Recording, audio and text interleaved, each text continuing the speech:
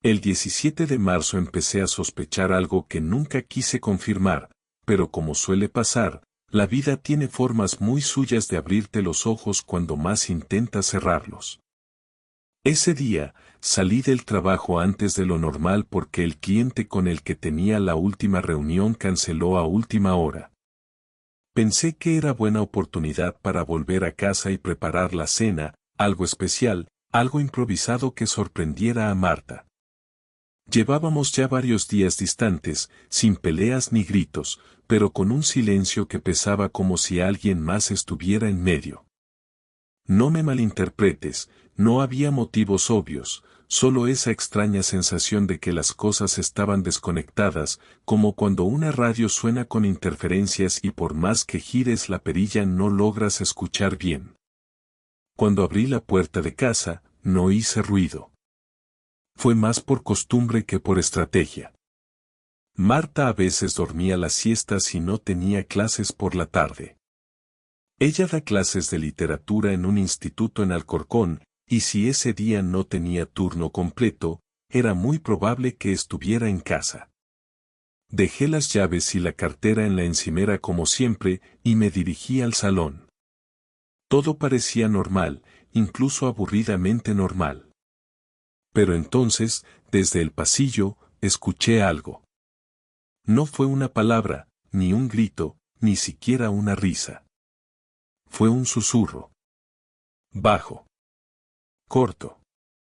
Pero no era de Marta. O no era el tono que usaba conmigo. Me quedé quieto, como un idiota, tratando de convencerme de que había sido la televisión. Pero no. No había televisión encendida. Y si viene, escuché. Una voz masculina, bajita, pero claramente presente. Y después, la de Marta, no viene hasta las 8. Tranquilo. En ese momento, el suelo bajo mis pies dejó de tener sentido. Todo se volvió irreal, como si estuviera escuchando una escena de una película en casa ajena. No reaccioné como esperaba. No hubo portazos. No hubo gritos. No hubo rabia. Solo una calma helada que me empujó a retroceder, dar 2 pasos hacia atrás y salir de nuevo por la puerta, cerrándola con el mismo cuidado con el que la había abierto. Me fui al bar de la esquina. Me senté en una mesa del fondo, pedí un café que no quería y me quedé ahí, como si fuera un personaje más de ese lugar, invisible, irrelevante. No podía irme a casa, pero tampoco podía quedarme ahí. Saqué el móvil. Mi mano temblaba mientras lo desbloqueaba. Pensé en llamar a ella, preguntarle qué estaba haciendo, a ver si mentía. Pero no lo hice. Pensé en llamar a su madre, a su hermana, a mi hermano. Pero, ¿qué iba a decirles? Creo que Marta está teniendo algo con otro en casa. No, eso no se dice. Eso no se confiesa tan fácilmente. No cuando todavía no lo has visto con tus propios ojos. Pasé una hora entera en el bar, viendo cómo mi mente reproducía cada pequeño detalle de los últimos 3 meses con nuevos ojos. Las salidas con las chicas del Insti, los mensajes que no respondía si yo estaba cerca, las risas repentinas cuando miraba el móvil, el cambio de perfume, el interés repentino por ir al gimnasio. La manera en que ya no se enfadaba conmigo, ni siquiera por costumbre. Empecé a entender que lo que había escuchado no era un accidente, era el último aviso. Era la señal de que estaba viviendo con una mujer que ya no me pertenecía, si es que alguna vez me perteneció. Volví a casa a las 9, cuando ya sabía que no habría nadie. La cena la pedí por Globo. Me metí en la ducha y me quedé bajo el agua caliente hasta que mis dedos se arrugaron. Y mientras el vapor llenaba el baño, tomé la primera decisión clara en ese infierno de incertidumbre, al día siguiente, iba a averiguarlo todo. Porque no hay peor infierno que saber que estás siendo engañado y seguir fingiendo que no lo sabes. La mañana siguiente fue extrañamente fácil de soportar, y eso me asustó más que cualquier otra cosa.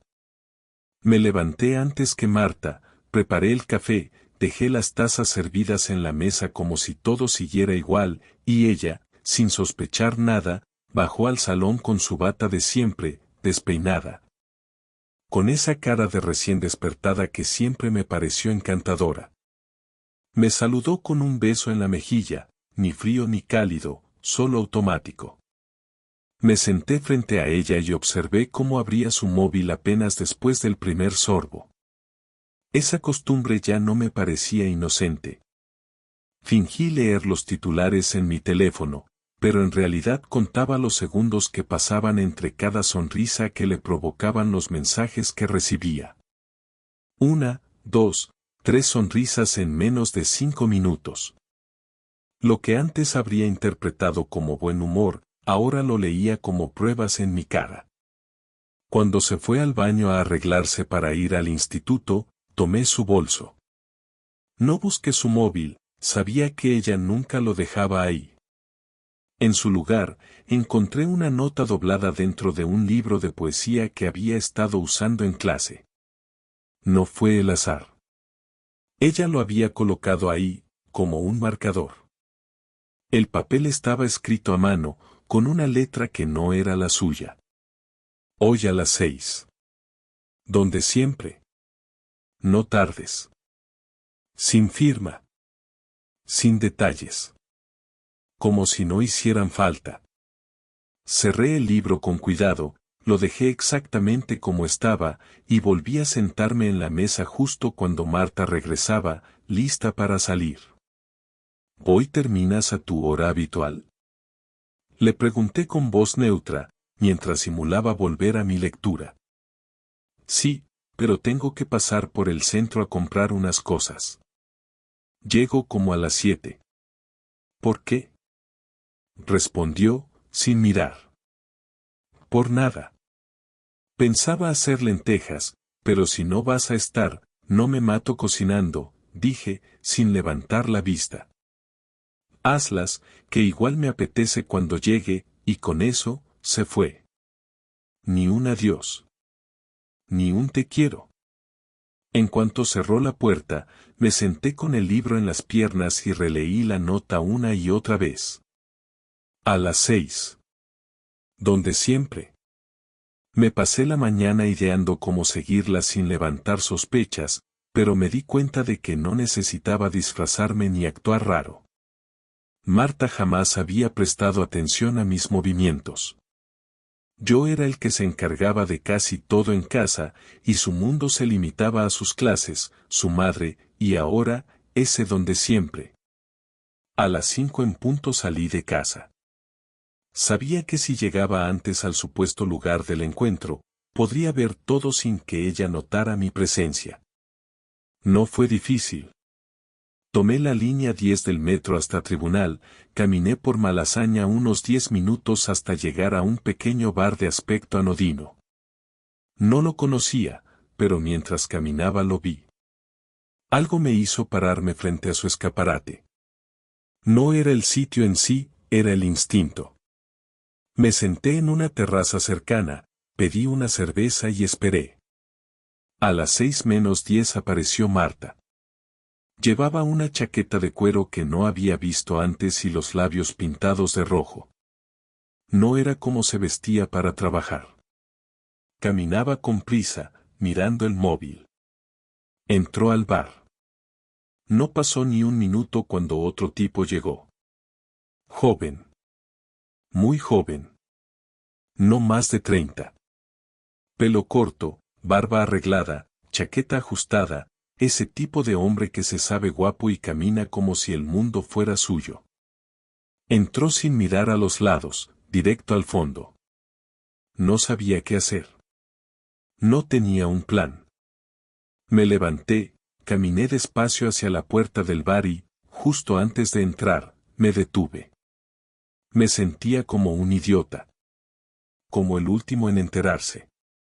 Abrí la puerta sin pensar demasiado y vi lo que necesitaba ver. Estaban al fondo, en una mesa contra la pared, ella con la mano sobre la de él. Hablaban, reían, no me vieron. Cerré la puerta. No hice escándalo. No era el lugar. Pero dentro de mí, algo se rompió. Volví a casa caminando. No recuerdo ni cómo. Las calles estaban llenas de gente, pero yo iba vacío. Pasé por delante del escaparate de una tienda de colchones y me vi reflejado. Parecía un tipo común, pero ya no lo era. Marta llegó a las 7:20, tal como había dicho. Se metió en la ducha. Salió con el pelo húmedo, se puso el pijama y me preguntó si no había hecho cena. Le dije que no tenía hambre. No se molestó en insistir. Se metió en la cama y encendió una serie. Yo me senté en el salón, en la oscuridad. Esa noche, no dormí. Solo repetía en mi cabeza una y otra vez la imagen de su mano sobre la de él. No era algo de una sola noche. Era algo que ya tenía su rutina, sus horarios, su lugar fijo. Yo no vivía con una esposa. Compartía techo con una actriz que me conocía tan bien que sabía cómo parecer normal mientras me traicionaba. Pero eso se acabó. Al día siguiente, iba a enfrentarla.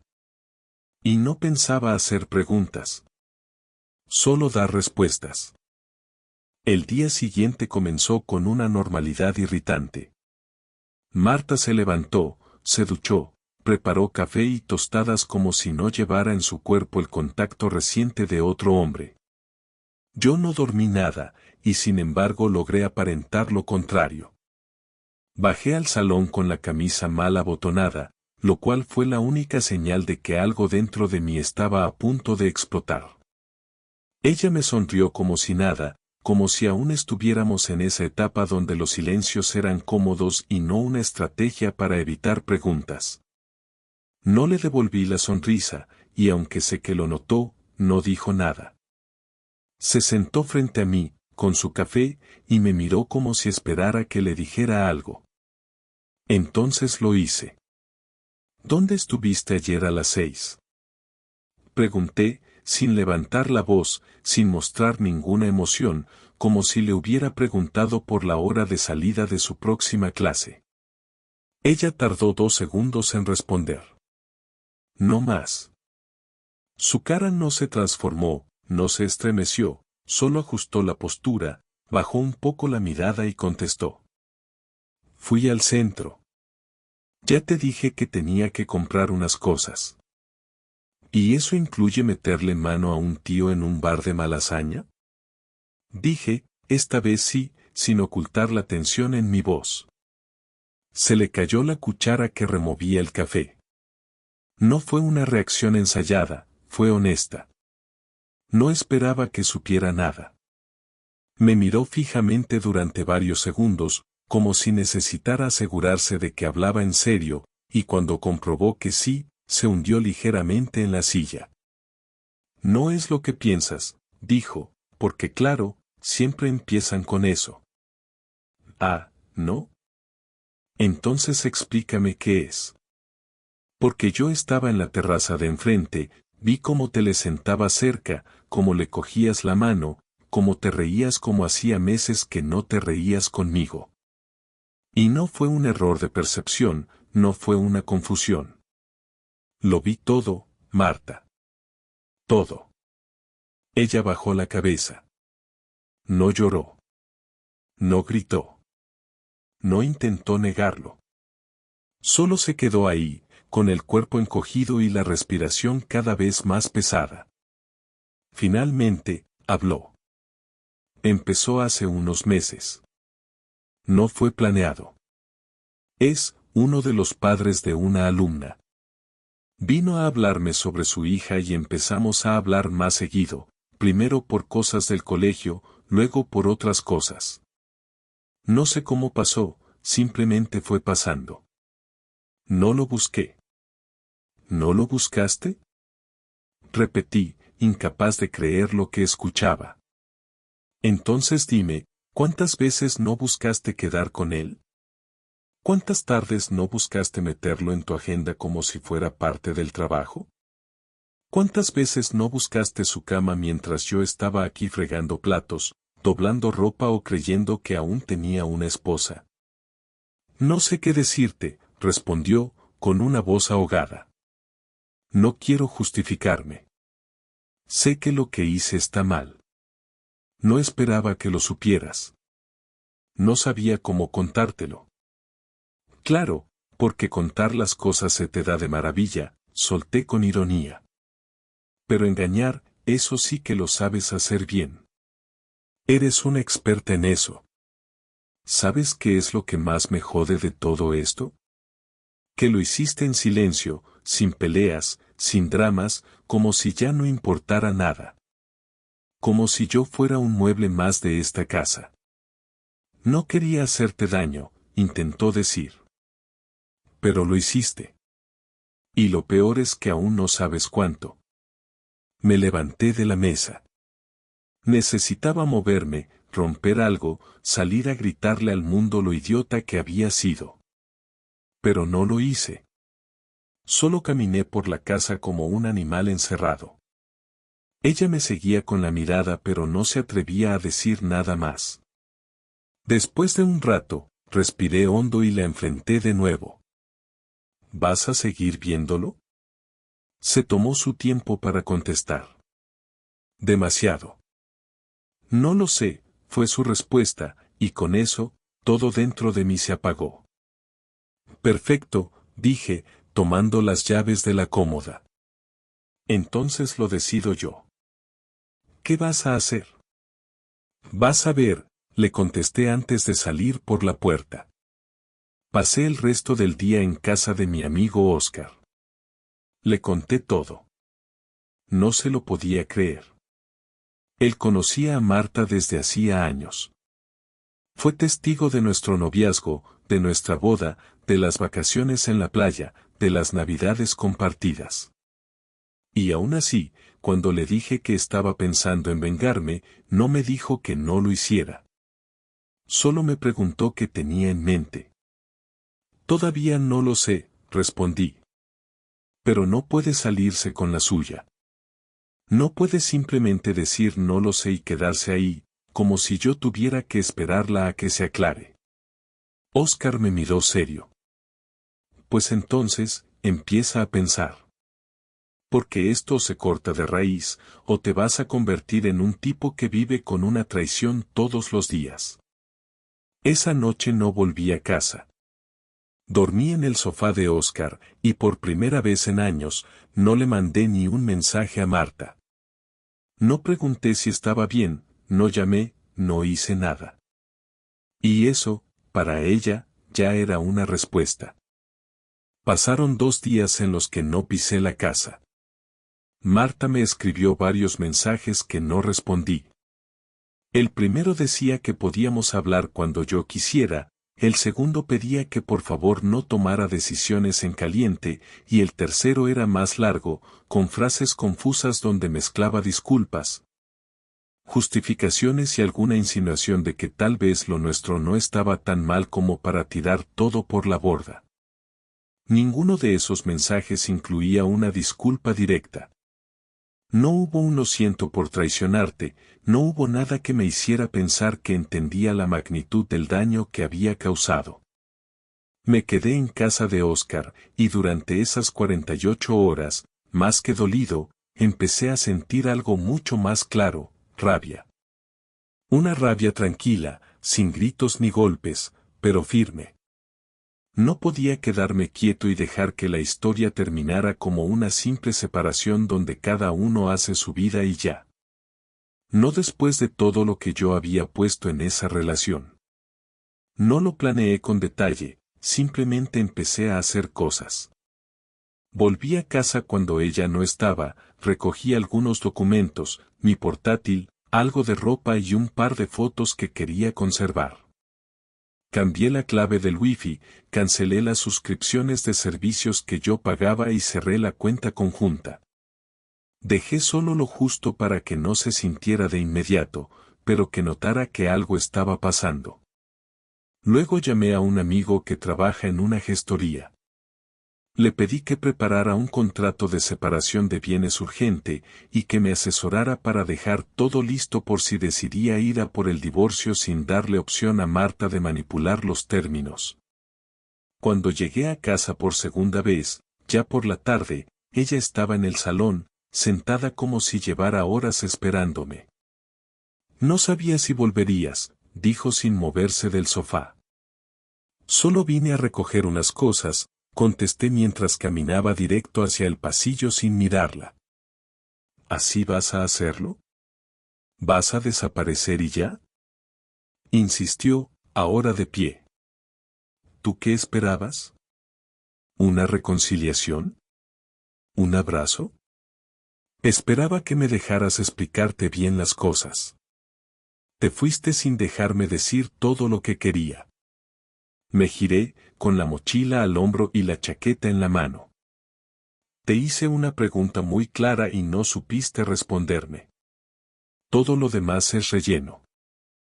Yo estaba confundida, no sabía cómo explicarte lo que ni siquiera yo entendía.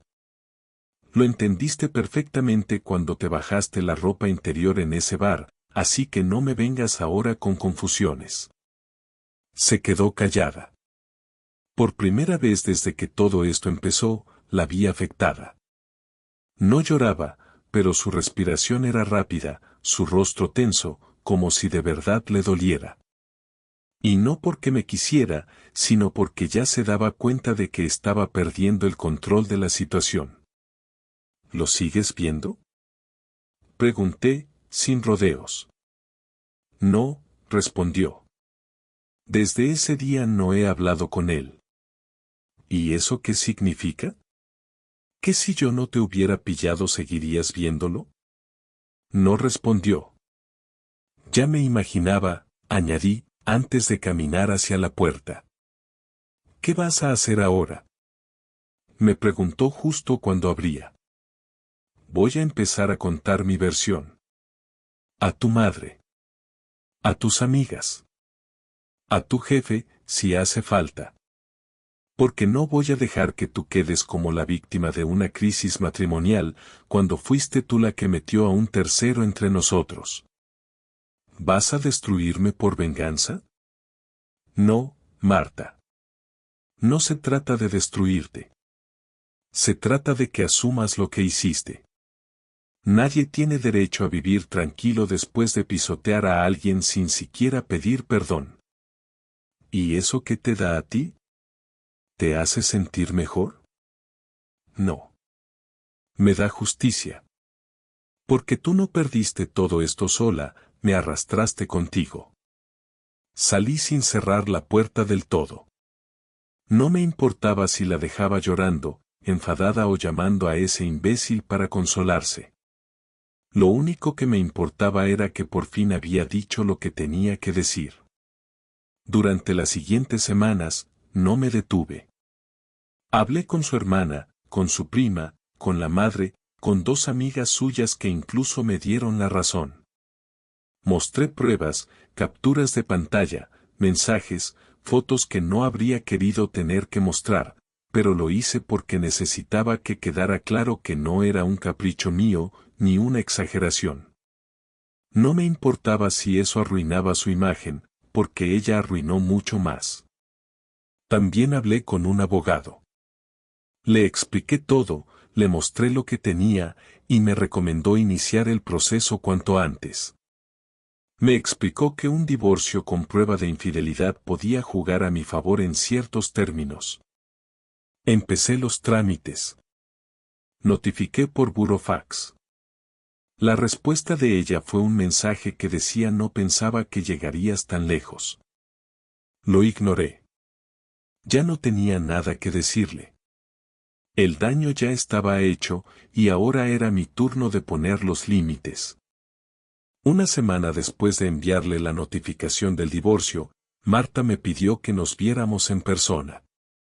No quería responderle, pero terminé aceptando porque necesitaba cerrar esa conversación que quedó a medias en nuestra casa. Quedamos en una cafetería que frecuentábamos los domingos por la mañana, y lo primero que pensé al verla llegar fue que se había arreglado más de lo habitual, como si aún esperara influir en mi decisión. Llevaba el mismo perfume que solía usar cuando salíamos en citas al inicio de nuestra relación, y eso no hizo más que reforzar mi determinación. No iba a permitir que un aroma o una sonrisa fingida cambiaran lo que ya estaba decidido. Se sentó frente a mí sin saludarme con un beso ni extender la mano. Por primera vez en semanas, supo que cualquier gesto superficial iba a ser rechazado. Pidió un café con leche y yo ni siquiera miré la carta. Me mantuve en silencio hasta que ella empezó. No vengo a pedirte que cambies de opinión, aunque me gustaría, dijo sin rodeos. Solo quiero hablarte como una persona que te conoce desde hace más de una década. Habla entonces, respondí, sin un atisbo de cordialidad. Sé que te fallé. Y no voy a decir que fue un error o que estaba confundida. Lo que hice fue una decisión. Cobarde, egoísta, pero consciente. Y aunque ya no tenga sentido pedir perdón, sí quiero decir que me duele todo esto. ¿Te duele perderme o te duele quedar expuesta? Pregunté, mirándola directo a los ojos.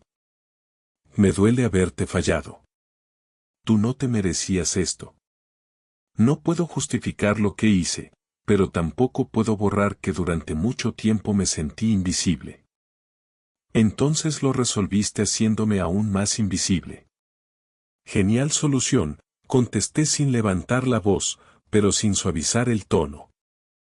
No te voy a pedir que me perdones.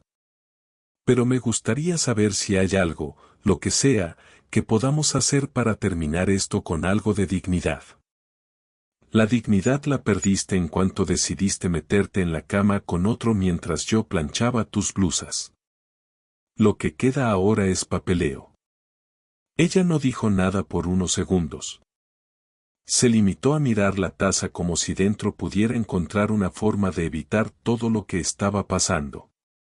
Luego levantó la vista y me soltó una frase que no esperaba. No quiero quedarme con nada tuyo. Ni la casa, ni la cuenta, ni los muebles. Solo quiero cerrar esto rápido y poder vivir sin tener que dar explicaciones todos los días. Tarde. Las explicaciones ya las estás dando. Tus padres ya lo saben, tu hermana me escribió, y créeme que cuando tu jefe se entere de que uno de los padres del instituto se metió contigo, las cosas no van a ir mucho mejor. ¿De verdad vas a hacer eso? Preguntó sin disimular el miedo. ¿Vas a ir a arruinarme del todo? Tú te arruinaste sola. Lo único que estoy haciendo es asegurarme de que no vuelvas a maquillar la historia como si todo esto fuera una crisis de pareja o un error emocional. Esto fue una traición larga, mantenida y planeada. No mereces la comodidad del olvido. ¿Y tú qué vas a hacer ahora? Dijo en voz más baja, como si le costara preguntar. ¿Vas a buscar a alguien? ¿Vas a salir por ahí como si nada? Voy a estar solo. No porque quiera, sino porque necesito recordar cómo se siente no tener que desconfiar de cada mensaje, de cada salida, de cada abrazo. Necesito limpiar mi cabeza antes de volver a confiar en cualquier ser humano. Y eso, Marta, va a tardar. Ella asintió, y por primera vez en mucho tiempo, no discutió, no respondió con excusas, no intentó quedar como la buena. Solo aceptó lo que yo decía, y eso, irónicamente, fue lo más honesto que había sido conmigo en meses. Terminamos el café sin hablar más. Al salir, caminamos en direcciones opuestas sin mirar atrás. No hubo abrazo, ni despedida, ni un último cuídate. Solo distancia, esa misma distancia que ella fue cultivando poco a poco desde que decidió que otro podía ocupar el lugar que yo llenaba todos los días sin descanso. Volví a casa con una mezcla de alivio y tristeza. El alivio de saber que ya nada dependía de mí, que no tenía que seguir fingiendo ni soportando. La tristeza de darme cuenta de que la mujer con la que había compartido más de una década se había convertido en alguien completamente distinto. Esa noche, por primera vez desde el inicio de todo, dormí 8 horas seguidas. No soñé con ella. No soñé con nada. Y eso me pareció un buen primer paso. El divorcio se resolvió en 3 semanas. No hubo negociaciones largas, no hubo audiencias con gritos ni abogados peleando por propiedades. Marta firmó todo sin resistencia, lo cual me dio la sensación de que no quería seguir con esto más de lo necesario, o que simplemente se resignó cuando entendió que ya no tenía nada que recuperar. Me quedé con el piso porque lo compré con mi dinero antes de casarnos, y ella se fue a vivir a un estudio que le alquiló su madre cerca del instituto. No me interesó saber con quién hablaba ni dónde pasaba los fines de semana. Ya no era asunto mío. De hecho, el mayor esfuerzo que hice después de firmar los papeles fue aprender a no pronunciar su nombre en voz alta ni en mi cabeza. No porque me doliera, sino porque me parecía inútil cargar con algo que ya no era parte de mi vida. Pasaron los días y empecé a notar pequeños cambios que me ayudaron más de lo que esperaba. Dormía mejor. Comía a mis horas. Volví a correr por las mañanas. Me reencontré con amigos a los que había dejado de ver por priorizar una relación que al final no valía tanto. Descubrí que podía pasar un sábado entero sin revisar el móvil esperando una explicación o una señal de afecto que nunca llegaba. Y poco a poco, sin darme cuenta, empecé a reconstruir una vida que durante años se había ido apagando a fuerza de rutinas vacías y sonrisas falsas. Una tarde de jueves, cuando regresaba del trabajo, encontré un sobre sin remitente en el buzón. Lo abrí en el ascensor. Era una carta de Marta. No escrita a mano, sino impresa. 2 páginas. En la primera, decía que no quería buscarme ni por mensaje ni en persona porque no pretendía volver a meterme en nada, pero que necesitaba cerrar esto de una forma menos fría que con una firma. En la carta decía que durante años se sintió más espectadora que protagonista de su vida, que no sabía en qué momento empezamos a funcionar como 2 personas que compartían techo en lugar de proyecto. Y que por mucho que intentara justificar sus decisiones, ninguna explicación borraría lo que había hecho. Reconocía que había arruinado lo único constante que había tenido, y que probablemente nunca iba a encontrar algo tan estable y leal como lo que le ofrecí. Cerraba la carta diciendo que no buscaba compasión ni redención, solo dejar claro que, por mucho que yo lo dude, sí me quiso. Quizás no como yo esperaba, pero a su manera. Leí la carta sentado en la cocina. No lloré, no me enojé, no sentí nada demasiado fuerte. Solo entendí que esa era la última conversación pendiente y que por fin se había dicho todo lo que había que decir. No respondí. No iba a empezar un nuevo ciclo de cartas ni mensajes. Las palabras ya no tenían utilidad. Si algo había aprendido en ese proceso era que lo importante no es lo que se dice después de destruir algo, sino lo que se hace antes de hacerlo. Y Marta eligió hablar demasiado tarde. 2 meses después, mientras cenaba en casa de Oscar, su novia me preguntó si pensaba volver a enamorarme. Me reí. No porque la idea me pareciera absurda, sino porque aún no podía imaginarme queriendo compartir tanto otra vez con alguien. Le dije que por ahora, no. Que necesitaba estar bien conmigo mismo antes de invitar a alguien más a ocupar espacio. Me miraron como si estuviera exagerando, pero yo lo tenía claro. Ya no estaba dispuesto a tolerar la tibieza disfrazada de amor, ni los gestos vacíos que solo llenan espacios, pero no significan nada. Volví a casa esa noche y mientras me preparaba un té, pensé en cómo había cambiado todo en apenas un mes. Marta, los planes, la rutina, el futuro. Todo diferente. Pero dentro de esa diferencia, también había una nueva forma de estar en paz. Sin discusiones, sin incertidumbre, sin tener que mendigar cariño ni justificar mi lugar en la vida de alguien. Dormí sin alarma, sin ansiedad, sin el peso de una relación podrida que me había comido por dentro sin darme cuenta. Cuando mis padres me preguntaron cómo estaba, les dije la verdad. Les dije que estaba tranquilo. Que me dolió, que me costó, pero que no me arrepentía de haber cortado por lo sano. Mi madre lloró, como si aún esperara que todo se resolviera con una reconciliación, pero le dejé claro que no había vuelta atrás. Mi padre me dio una palmada en el hombro y me dijo hiciste bien, y por primera vez desde que firmé el divorcio, sentí orgullo.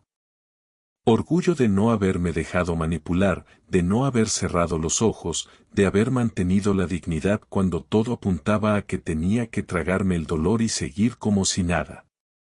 Hoy no tengo pareja, ni hijos, ni grandes planes. Pero tengo algo que antes no tenía, claridad. Sé lo que no quiero. Sé a lo que no pienso volver. Y aunque me cueste, también estoy aprendiendo a confiar de nuevo. Poco a poco. Sin apuros. Porque después de ver cómo alguien puede arruinar tanto en tan poco tiempo, uno aprende que el amor no se mide por los años compartidos, sino por la lealtad cuando nadie te está mirando. Y a mí, eso ya no me lo enseñan más.